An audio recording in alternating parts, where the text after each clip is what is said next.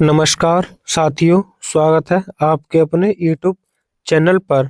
आज हम पर्यावरण संरक्षण अधिनियम 1986 के संबंधित टॉप 50 बहुविकल्पीय प्रश्न करते हैं। आज करेंगे। इससे पहले हम इसकी थ्योरी कंप्लीट कर चुके हैं। अब हम इन प्रश्नों के बहुविकल्पीय करना स्टार्ट करेंगे आज से। अगर इस प्रकार हमारी वीडियो पसंद आती है तो चैनल को एक बार जरूर सब्सक्राइब, वीडियो को लाइक करें। आइए, आपका पहला सवाल है, पर्यावरण संरक्षण अधिनियम कब पारित किया गया? तो आपका सही जवाब होगा ऑप्शन बी 1986 को। पर्यावरण संरक्षण अधिनियम को हम छाता एक्ट के नाम से भी जानते हैं। यह 23 सितंबर 1986 को पारित हुआ था। यह 19 नवंबर 1986 को लागू हुआ था। इसमें अगला प्रश्न नंबर 2, पर्यावरण संरक्षण अधिनियम कब लागू हुआ? तो आपका सही जवाब होगा ऑप्शन बी 19 नवंबर 1986 को लागू हुआ था। पारित कब हुआ था? 23 सितंबर 1986 को पारित हुआ। अगला, यह अधिनियम किस घटना के बाद मुख्य रूप से लागू किया गया था? तो आपका सही ऑप्शन बी भोपाल गैस त्रासदी 1984 के बाद लागू हुआ था। अगला प्रश्न नंबर 4, इस अधिनियम किस संवैधानिक अनुच्छेद के तहत बनाया गया था? 21 में प्राण एवं दैहिक स्वतंत्रता, 48 में पर्यावरण से संबंधित है और यह मौलिक कर्तव्य है। तो हमारा इसमें ऑप्शन डी सही है। अनुच्छेद 253 के तहत बनाया गया था। अगला प्रश्न नंबर 5, अधिनियम की धारा 2 के ए के अनुसार पर्यावरण में क्या शामिल है? केवल जल और वायु? नहीं, जल, वायु, भूमि और उनके बीच अंतर संबंध तथा मानव, जीव, पादप और संपत्ति, यानी हमारा ऑप्शन बी सही है, यानी पर्यावरण में शामिल है। धारा 2 के धारा 2 के में पर्यावरण, धारा 2 के खा में प्रदूषक और धारा 2 के का में पर्यावरण प्रदूषण, धारा 2 के ई में परिसंकट में पदार्थ, 2 के ई में परिसंकट पर और 2 के डी में हद लाना। अगला प्रश्न नंबर 6, इस अधिनियम का मुख्य उद्देश्य क्या था? केवल वायु प्रदूषण नियंत्रण? नहीं, पर्यावरण की सुरक्षा और सुधार तथा प्रदूषण नियंत्रण, हमारा ऑप्शन बी सही है। इस अधिनियम का मुख्य उद्देश्य था पर्यावरण की सुरक्षा और सुधार तथा प्रदूषण निवारण। यह पर्यावरण अधिनियम के MCQ, हम इसकी थ्योरी को ऊपर पिन कर देंगे, आप इसकी थ्योरी भी देख लेना। प्रश्न नंबर 7, इस अधिनियम में कुल कितनी धारा हैं? तो आपको बताइए, धारा कितनी थी? 26, और इसमें अध्याय कितने हैं? कुल 4। अगला सवाल 6, 8, इस अधिनियम में कुल कितने अध्याय हैं? तो हमारा ऑप्शन बी 4 अध्याय हैं। अगला, धारा 3 के तहत पर्यावरण संरक्षण के लिए शक्ति किसे दी गई है? ऑप्शन ए राज्य सरकार को। नहीं, बी केंद्र सरकार। तो हमारा ऑप्शन बी पर्यावरण संबंधित से शक्ति हमारी केंद्र सरकार को प्रदान की गई, यानी हमारा ऑप्शन बी सही है। अगला प्रश्न नंबर 10, धारा 5 के तहत केंद्र सरकार किससे निर्देश दे सकती है? किसी भी व्यक्ति या अधिकारी को निर्देश दे सकती है। हमारा ऑप्शन ए सही है। प्रश्न नंबर 11, धारा 6 के तहत कानून बनाने की शक्ति किसके पास है? तो हमारा ऑप्शन बी केंद्र सरकार। पर्यावरण संबंधित शक्ति सभी केंद्र सरकार को प्रदान की गई। यहाँ अधिकारी की नियुक्ति हो या कोई परीक्षण कानून नियम बदलने की शक्ति वे सब केंद्र सरकार को दी गई है। प्रश्न नंबर 12 खतरनाक खतरनाक पदार्थों की हैंडलिंग करने वालों के लिए क्रियात्मक सुरक्षा का प्रावधान किस धारा में किया गया? यानी खतरनाक पदार्थ न्यूनतम परिसंकट में पदार्थ 2 के ई में परिभाषित किया गया है। यानी जो परिसंकट में पदार्थ का उपयोग करता है उसे क्रियात्मक सुरक्षा का प्रदान करना चाहिए। किस धारा में? तो हमारा धारा ऑप्शन बी धारा 8 में है। धारा 8 में ऑप्शन बी सही है। अगला प्रवेश व निरीक्षण की शक्ति किस धारा में है? यानी कोई भी अधिकारी या किसी कंपनी में ज्यादा प्रदूषण उत्सर्जित हो रहा है तो उस कंपनी में जांच या प्रवेश करने की शक्ति हमारी धारा 10 में है। यानी ऑप्शन बी सही है। धारा 10 यानी ऑप्शन बी। अगला प्रश्न प्रश्न नंबर 14 नमूने लेने की शक्ति किस धारा में है? नमूने लेने की यानी वहां पर प्रदूषण हो रहा है उस चीज का नमूने लेने की धारा 11 में है। धारा 11 में। फिर इसके बाद प्रयोगशाला धारा 12 में वह प्रयोगशाला बनाएगी कौन? केंद्र सरकार। तो हमारे प्रश्न नंबर 14 का किस धारा में नमूने लेने? तो हमारा ऑप्शन बी धारा 11 में। अगला पर्यावरण प्रयोगशाला प्रश्न नंबर 15 पर्यावरण प्रयोगशाला की स्थापना किस धारा में है? तो यह आपका ऑप्शन बी धारा 12 में है।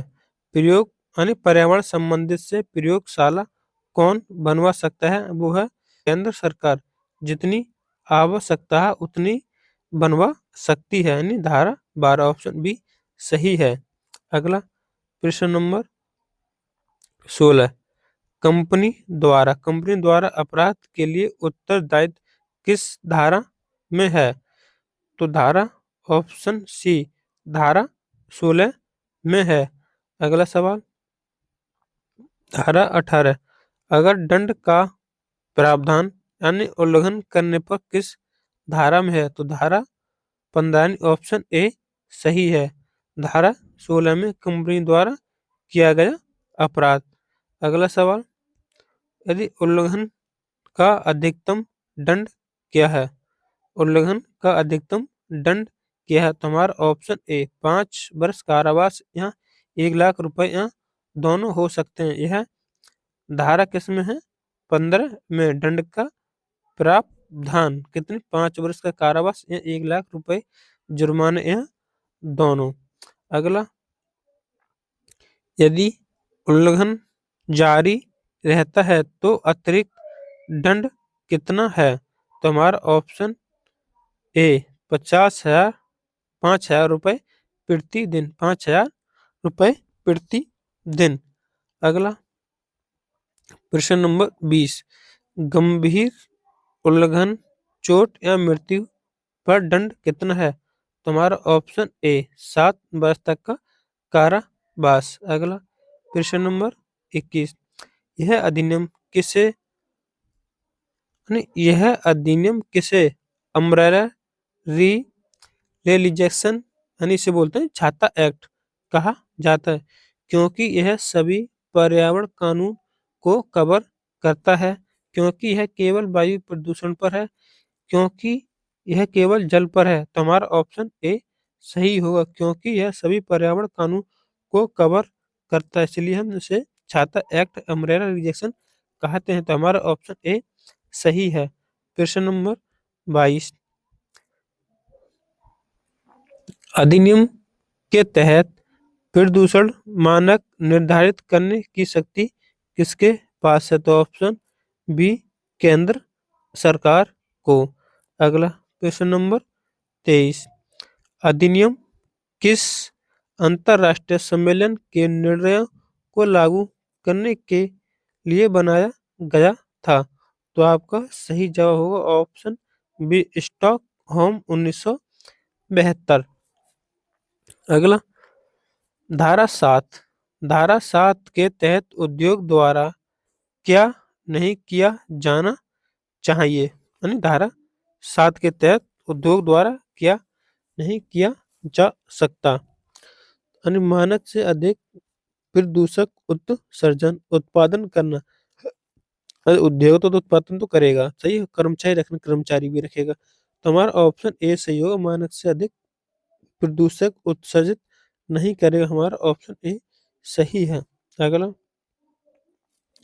नागरिकों को पर्यावरण उल्लंघन पर मुकदमा दायर का अधिकार किस अधिनियम से मिलता है, यानी नागरिकों को पर्यावरण उल्लंघन यानी पर्यावरण को नुकसान पहुंचा रहा है तो उस पर मुकदमा दायर करने का अधिकार किस अधिनियम से दिया गया है। तुम्हारा ऑप्शन सी होगा, पर्यावरण संरक्षण अधिनियम 1986 के तहत, यानी ऑप्शन सी सही है। अगला, पर्यावरण अधिनियम के तहत केंद्र सरकार पर्यावरण प्रयोगशाला स्थापित कर सकती है। केंद्र सरकार तो हाँ कर सकती है, यानी धारा 12 के तहत। अगला, धारा 25 के तहत नियम बनाने की शक्ति किसके पास है।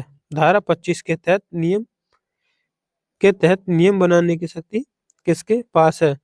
तो ऑप्शन बी, यानी केंद्र सरकार के पास है।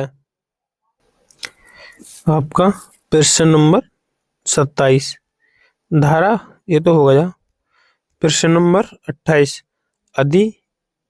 अधिनियम किस प्रदूषण को कवर करता है। तो यह जल, वायु, भूमि और ध्वनि को कवर भी करता है, क्योंकि पर्यावरण से संबंधित है। तो हमारा ऑप्शन बी सही है। अधिनियम को अंतिम बार कब संशोधित किया गया था। अंतिम बार कब संशोधित किया गया, तो हमारा ऑप्शन बी 1991 1986 में तो पारित हुआ था। तो अंतिम संशोधन ऑप्शन बी 1991 में। अगला सवाल, धारा 24 के तहत अन्य कानून पर क्या प्रभाव है।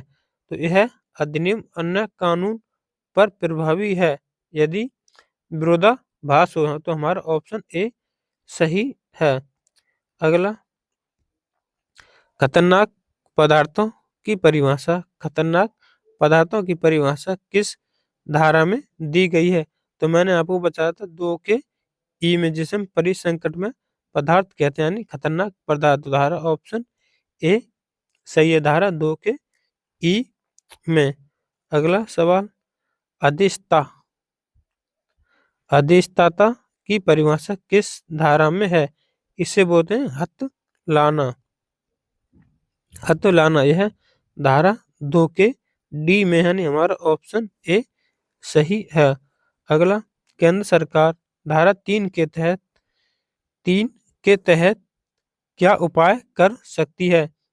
प्रदूषण नियंत्रण बोर्ड स्थापित कर सकती है, ये सही है। उद्योग बंद कर सकती है, ये भी सही है। अगर कोई ज्यादा पर्यावरण प्रदूषण उत्सित करता है तो उससे उद्योग बंद कर सकती है। मानक निर्धारित कर सकती है, भी तो हमारा ऑप्शन डी सही है, उपयुक्त सभी। प्रश्न नंबर 34, सार्वजनिक भागीदारी का प्रावधान अधिनियम में है। स्पष्ट रूप से हाँ नहीं, केवल नियमों में, धारा 15 में। तो हमारा ऑप्शन नहीं, यानी बी सही है, सार्वजनिक भागीदारी का प्रावधान इस अधिनियम में नहीं है, ऑप्शन बी। एनजीटी इस अधिनियम के तहत मामलों की सुनवाई करता है, हाँ ये सही है, एनजीटी अधिनियम के तहत मामलों की सुनवाई करता है, ऑप्शन ए सही। अगला, अधिनियम के तहत पर्यावरण प्रदूषण की परिभाषा क्या है। यानी अधिनियम के तहत पर्यावरण प्रदूषण की परिभाषा क्या है। कोई हानिकारक पदार्थ की उपस्थिति, मानक से अधिक प्रदूषण, केवल वायु में कोई नहीं। तो हमारा ऑप्शन ए सही होगा, कोई भी हानिकारक पदार्थ की उपस्थिति, यानी ऑप्शन ए सही है। अगला प्रश्न नंबर 37,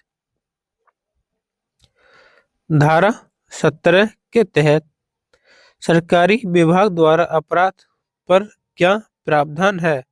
तो उसका विभाग प्रमुख उत्तरदायी होगा।